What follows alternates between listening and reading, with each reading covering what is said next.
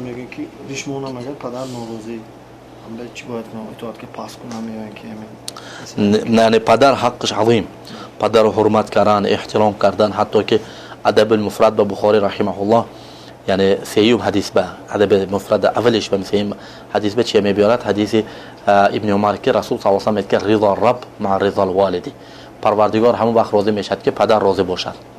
نام پدر حقش عظیم، یعنی حرمت کردن، احترام کردن، پدر خدمت کردن، این چیز عظیم این چیز.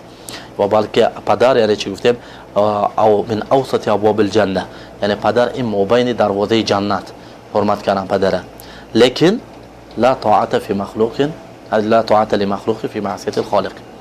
اگر مسئله درباره گناه خالق باشد این اند طاعت نیست.